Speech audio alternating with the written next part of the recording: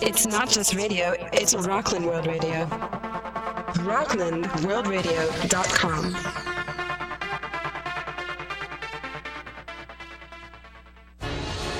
Welcome to Sober University, your next step to successful recovery, with Cheryl Adler, who says if you are going to crave anything, crave living life to the fullest, maximize all you have, and squander nothing. This program provides information to help you get your physical, mental, and spiritual house in order. And now, the host of Sober University, Cheryl Adler. Hello, Rockland World Radio listeners. It's wonderful to be here. The big crescendo of Christmas is in a quiet lull right now as the rain is pouring down on us tonight. And the big event of New Year's Eve is just around the corner and the beginning of the new year, 2012. Can you believe that? It's hard to believe. Wow, it's hard to believe. I hope that you all fared very well through the holidays and that you're thinking about your New Year's resolutions. I want to say that it's back by popular demand that I have my wonderful friend and colleague, Bob Pargament, here tonight to talk about the very subject of New Year's resolutions. How you doing, Bob? I'm doing very well. Thank you, Cheryl, and it's great to be back. I truly enjoyed our first show, and I'm looking forward to this one. Me too, definitely. I'd like to share information about how you can reach Bob, and I'd first like to say, you guys out there who are listening are very quiet, so I'm encouraging you to join us in our chat room and to give us a call. We would love some call-ins tonight. I'd love them. We really would. So please give us a call at 845-353-2910. And to reach Bob, you can reach him at 1-800-675-7583 and his website, westchesterhypnosis.com. Bob is located out of the Westchester Hypnosis Center, and he has offices all over the globe, specifically in Westchester, Rockland, Connecticut, and Manhattan. Correct. Okay, so let's start by acknowledging that this has been the season of unbelievable excess. Would you agree with that? Of excess? Excess. I would say so, yes. I think there's been a lot of excess out there. So we see excess in spending, eating. What else do we see? Smoking, drug abuse. Drinking. Yeah, worry. Anxiety. Guilt. Guilt. Yes, all of the above and then some. And then some, exactly. So I've been hearing people saying, "Oh, I'm so stuffed. I can't zip up my pants. I've got to stop eating. I've got to get back to the gym. I smell like an ashtray. Nobody wants to kiss me anymore. I'm stuck in this relationship. Do I stay in it and be miserable, or do I have the courage to get the heck out and start a new life?" And so all these things really get triggered at the beginning of the new year because it's a new year and people really feel a certain optimism about newness.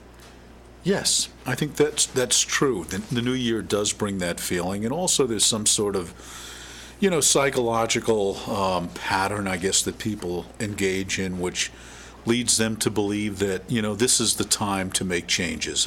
Yes. I personally think people can make changes at any time in their lives, and they come to me for these issues and then some, all times of the year. Mm-hmm. So even though it is a great opportunity to make these changes, it doesn't have to be at a new year. It can be any time. It could be any time. Yes. And I know that people keep you quite busy throughout the year, but I do want to emphasize that because we are approaching New Year's in just a few days, that just like the holiday season, there is a certain sense of anticipation that people may use this time of year to say, I really, really want to change something. I'm sick and tired of this old behavior. I want to shed it the way a snake sheds its skin. I really want to just make a fresh start.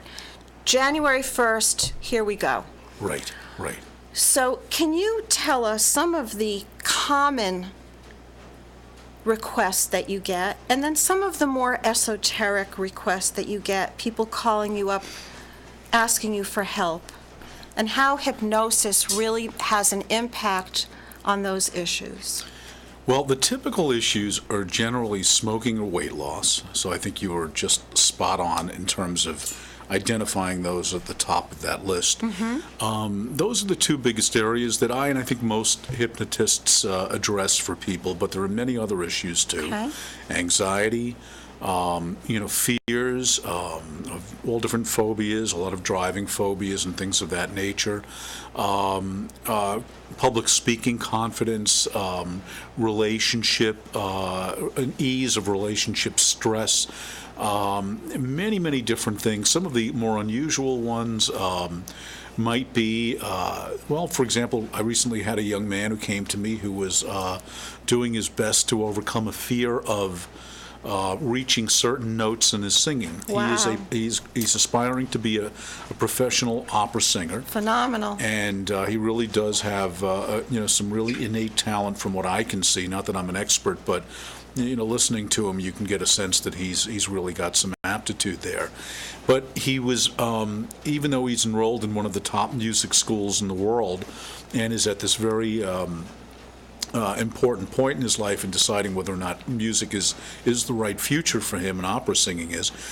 He had some trepidation about reaching certain notes. He wasn't able to let go of those muscles that enable him and all opera singers to really flow with their singing. To really hit that note. To hit that high note. Uh-huh.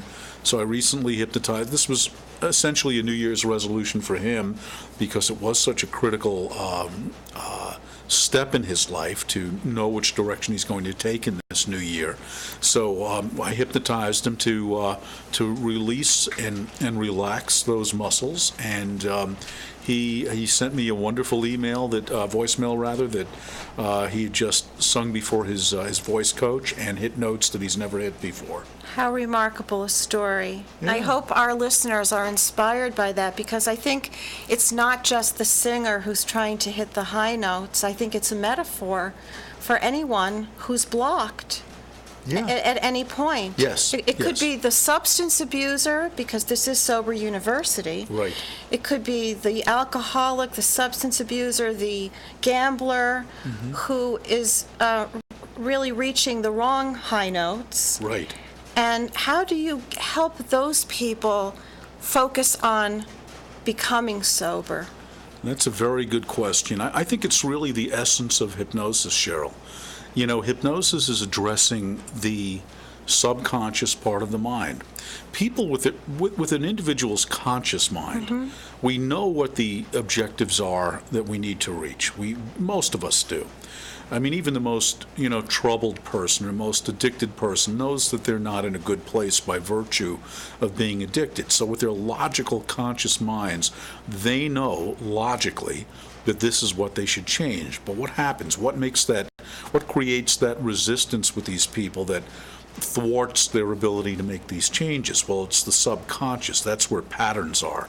That's where emotional resistance might be. That's where long-term memory is that might interfere with their objectives of making these logical changes. So what typically happens with the average individual is that the logical mind says, got to stop eating those Dunkin' Donuts or whatever it might be. Right. Or I have to quit smoking because I'm going to suffer the consequences if I continue. I might get lung cancer. Or I won't be able to breathe. Or... Exactly. Logical things that we know, right? And Sure. Yet there's this underlying feeling that comes from the subconscious mind, which by definition does not think logically. It's really, I analogize it to the hard drive of a computer that Sure. stores information and it doesn't really put it into logical format. So these two parts of the mind, the conscious logical mind that knows what you're supposed to do, we know logically where we should be, that part of us butts heads essentially with that other voice inside, the subconscious mind that often steers us into a place that is more emotionally driven or pattern driven. And also, it's the reward system. Absolutely. Because in the moment, the reward for somebody who's anxious might be to go shopping and spend more money than they have, or light up a cigarette because in that moment the cigarette is relieving some of the anxiety. Right. Or pick another behavior or substance, and you get the reward in that moment, but in the bigger picture, you're really harming yourself. Right. And so, right, there is often a momentary secondary gain that people get from soothing themselves with that particular pattern. But the flip side of that is that concurrent with that thought, that momentary, it's not even a thought, but that feeling of momentary relief, the drag of the cigarette, the eating of the donut, whatever it might be. Yes. Concurrent with that is also some other deeper feeling that realizes that is impeding that person's progress. It's hurting their health. They're still aware of it on some level usually, and that creates more conflict. Of course, most people respond to that conflict by perpetuating the behavior. They also feel very guilty about it. Right, they do. And so they're living in a state of anxiety or guilt, and then probably doing more of the same negative behavior to now assuage that guilt. So it becomes sort of a looped process. But hypnosis can sort of snip that loop in a sense, because it changes the feeling underneath. So the new message that, let's say, a smoker will get after being hypnotized is either one of ambivalence about smoking, I don't really care about it so much, or maybe even a complete revulsion about Absolutely. smoking. I can share a true story about a man I know who had really suffered from being overweight and diabetic for a very long time, and he was addicted to sugar. And he went to a hypnotist. I'm sorry it wasn't you, but he did go to somebody. There are others out there besides me, yes. And it was actually, I guess, before we knew that you were here. Okay. So he was given a very powerful suggestion, and it really worked for him. And the suggestion was that anytime he went into a bakery and saw all those delicious pastries, that he was really looking at was sawdust. And that when he would eat it, it would just taste like sawdust, and that did it for him. That simple suggestion really did stop him. We might have gone to the same bakery. There's a bakery that I know in which their pastries do taste like sawdust. Nothing to do with hypnosis, by the way, but it can do that. I've actually had clients of mine who have come to me for that very same issue, for sugar addiction. And I've seen them years later, and I've asked them how they're doing with that particular issue. Some of these people are bakers, so they're always eating their own wares as they're preparing them for their children. Sure, irresistible. Exactly, there it is right in front of you. And this one woman that comes to mind told me 4 years after I hypnotized her that she hadn't had a cookie in all that time, and she was seriously... That's incredulous. Yeah, it really is amazing. So it stuck with her, because somehow you bypass the logical part of the brain. That is correct. And you sort of change the circuitry, if you will. Yes. You're moving through the circuitry in a very different way. Indeed. In fact, you just actually gave the classic definition of hypnosis, or one of the most widely used definitions of hypnosis, which is a bypass of the critical factor or the logical part of the brain in order to get into that mechanism we call the subconscious. And when that mechanism is bypassed, we can offer suggestions, only suggestions that conform to that person's desires or belief system. Hence, you cannot be made to do anything you wouldn't normally do, which is what people sometimes think from stage hypnosis. I think that's a very important distinction that you want to let our audience hear once again, is that nothing is said to a person under hypnosis that would go against their own ethic or belief. You're really helping them target. Right. I'm empowering them. You're empowering them. I'm giving them an easier access to those logical desires by changing the feeling underneath. In other words, there's no more resistance to that subconscious interference. There's no more resistance taking place in the mind. Yes, a good hypnotist is going to give very, very supportive, positive suggestions to that person. And if somebody were to give somebody suggestions that they didn't ethically agree with, they would just reject them, or just, they would just sort of fall to the wayside. There would be no impact on that person. When people see stage hypnosis, the reason they think that that's the case is they see people on stage acting out of character. And they do, but they're doing so because they want to act silly. Before an individual goes up on stage and clucks like a duck or barks like a dog, whatever it is that they do, they're whatever chicken sounds like. They are pre-adjusting their mindset so that they're willing to act silly on stage. They know what stage hypnosis is, and they're saying, all right, I'm going to be a bit of an exhibitionist now. They do get hypnotized. That is important to say, but they are hypnotized and working with their own temporarily adjusted belief system to act out a little bit. Yes, they're so receptive to it. Yes. I have very good news for you. Yes. We have a call-in right now. Oh. I'm so excited. Okay, great. Thank you. This is a call-in from Sophie. Sophie, thank you so much for your wonderful question. I'm going to read your question out loud. Happy New Year to you, Sophie. This is Sophie's question, Bob. Okay. Have you had success with smoking cessation with hypnosis? And if so, how many sessions do you think it would take? Well, I think, first of all, you made a good choice, Sophie, calling into this show, and I've had much success with smoking cessation hypnosis. It's actually the top one or two things that I typically do, as I mentioned earlier. It's a very, very common area in hypnosis, and hypnosis works quite miraculously to help people who want to quit smoking. That's great. It really does. I do it in one session, by the way. There are other hypnotists who do it in more.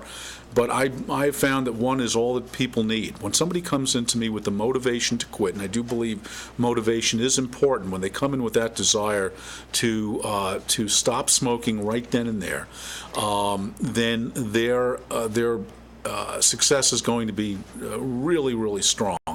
And what it does is it has this remarkable ability, hypnosis does, to change that feeling underneath again, where the person, first of all, walks out remarkably calm. What a great feeling that has to be. Well, it is, because the absence of the chemical in the body, typically when people go cold turkey, creates some chemical issues, but somehow hypnosis overrides most, if not all, of that. And so there's an inner feeling of calmness that enables them to just walk away in a calmer way, and it lasts a good long period of time.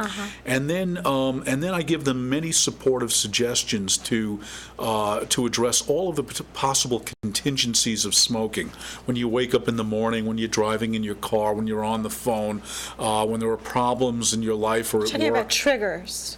Triggers, exactly. Okay. So that these triggers have really little or no effect. It's quite remarkable. I've had many people come to me who were 50-plus year smokers who smoked as much as 2 or 3 packs a day, believe it or not. Unbelievable. There are people who smoke that much and even more than that. We call them neurotic smokers when they start getting into the half carton a day range, and there are people who do that, surprisingly. And people smoke in the middle of the night. There are people who get up, they have to do that if they're smoking that much. Exactly. They actually have to find the time, or they have 2 burning maybe at one time, but there are people who smoke very, very great amounts of cigarettes. In either case, I've had people who smoke that much, smoked for 50 years. I do one session, they walk out and they're a non-smoker. Sophie, I hope that has answered your question. If you have any other questions, Sophie or any other listeners, please let us know. We look forward to answering those questions tonight. Sophie does have a follow-up. Oh, let's have it. The follow-up is, the hardest trigger for me is to see other people or people in movies smoke. Does hypnosis work with that? It's Wow. that's a great question, Sophie, and thank you for asking that as well. The answer is yes. It absolutely works for that because, again, that's one of those contingencies that I address. I'll even share with you right now on the air the specific words that I speak when I talk about that particular issue. Even when you see other people smoking, smoking means nothing to you. It's a fact of life that other people smoke, but other people smoking means nothing to you. And if anybody asks if you smoke or if you're asked if you have a cigarette or want a cigarette, you will be pleased and delighted to say, I don't smoke. And each time you say that, your decision to remain a non-smoker will be reinforced in any event. Very powerful, Bob. Those are the words I actually speak when I do that. I mean, not everything is that predictable, but that happens to be one phrase that I do use that bores its way into your subconscious mind so that when you see other people smoking, and this is really quite common, after they do a smoking cessation hypnosis session with me and they see somebody smoking afterwards, they just feel completely detached to it. In fact, they might even feel a little sorry for people that they see who smoke. As far as the movie part goes, it's really the same thing. It's just a movie. Just a movie. And so it's out there, it's not connected to you anymore. So the whole idea, once again, of a trigger has been disempowered. Exactly. It has nothing to do with you at all. Right. That what was once a trigger now feels distant and removed. So it's not a feeling that you take personally or that can create a reaction in you. And I would also want to add that there must be some very positive suggestions that you make to your clients where people who are listening right now might say, well, like Sophie might be saying, well, but I don't know what to do with my hands. You know, this is a gesture I've been so accustomed to, and like you say, I associate it with turning on my car or using my cell phone and any number of ritualistic behaviors. Right. So are you finding other reward systems and other behaviors? You know, like I'm a knitter, so not that I could knit while I'm driving, but for red lights. But what can people do who are so used to this kind of ritualistic behavior? Well, one technique that I teach to all of my clients that is particularly effective with smokers because of that busyness of the hands issue is a very wonderful process called EFT.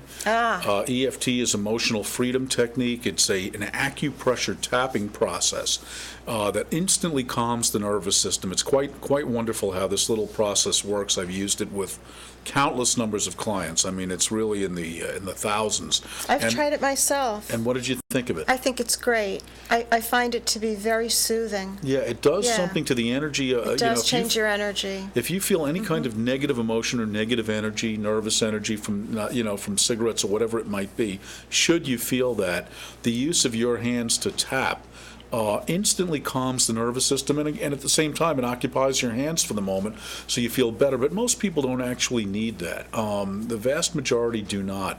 The one session is so relaxing and so calming that association is now broken up. So they don't associate any extra manual energy, need to use their fingers with cigarettes anymore. They may have no thought of that anymore. They just feel relaxed, so they don't have to busy their hands in quite the same way. That's wonderful. Now, I know that people come to you for many other changes. Is there an average amount of sessions that people need, or does it really vary upon the will and the motivation of the person, or the tenacity of the addiction, or the behavior that needs changing? I think it's less about the tenacity of the addiction because, again, people with severe addictions to cigarettes and even to caffeine, to wine, I've treated, a whole host of issues, and that it seems to override that. So, but motivation is a nice thing to have in the mix. Now, I've had people who came to me who I thought weren't all that motivated to quit smoking who They surprised you? They surprised me. They just quit. They just said, I didn't feel the need to do this anymore. That was pretty. It's always very, very wonderful when it happens. But having said that, if somebody comes into me with motivation, I love seeing that because I know that they really want to quit. I'll listen for a person's language when they say to me, I thought I'd try hypnosis. I've tried everything else. Now I want to try hypnosis. I'm hearing a word of quasi-commitment. Trying is not the most powerful word to use, as opposed to somebody coming in and saying to me, I really want to quit. I really want this out Absolutely. of my life. I'm worried about my health Yes. or whatever the issue might be. Trying is passive. I've often said to my own clients, try picking up that bottle of water. Right. Or pick up that bottle of water. Right. There's a massive difference in saying, well, A real I'm going to quality. try, or let me pick up this bottle of water. Right. Right. So one is a passive idea, and the other is a very active behavior. Right. Try has an exit strategy built in. Yes. Because when somebody says, It's I'm a going to try cop-out. this, it's like they've already established in their mind that, I mean, some may mean it well, I understand that, but some people are just basically saying, now I can tell myself that I've tried everything.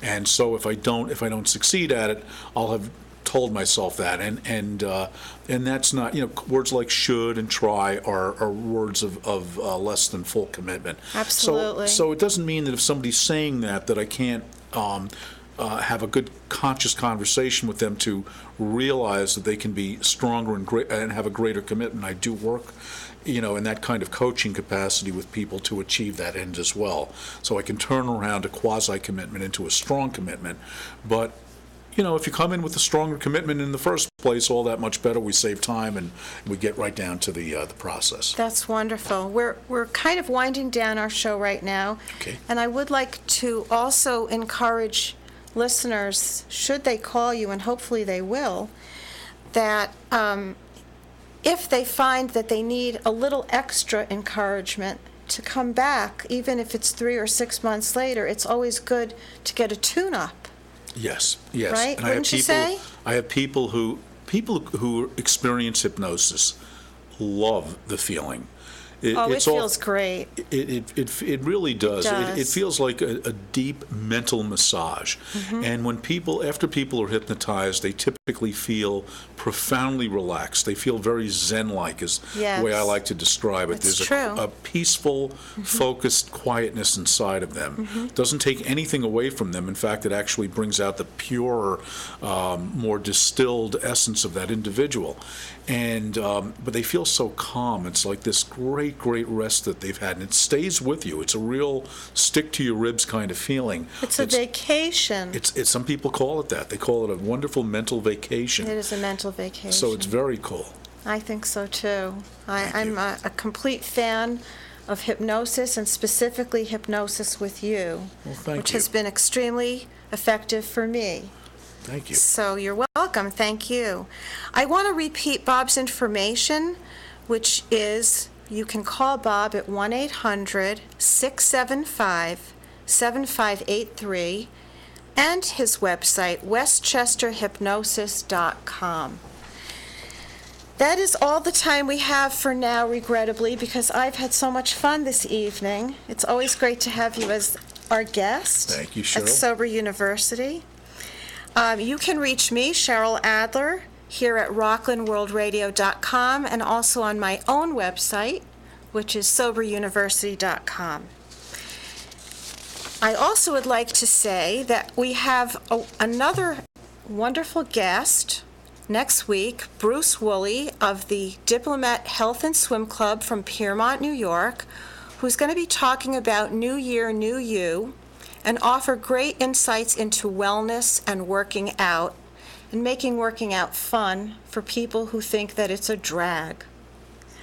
So remember, if you're going to crave anything, crave living life to the fullest.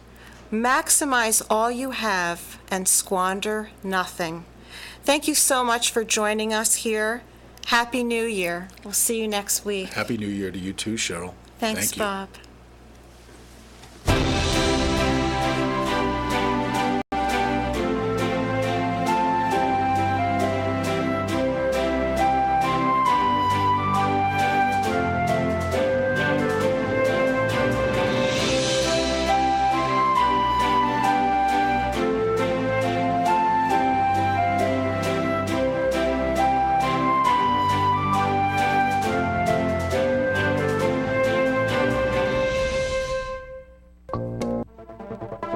It's not just radio, it's Rockland World Radio. RocklandWorldRadio.com.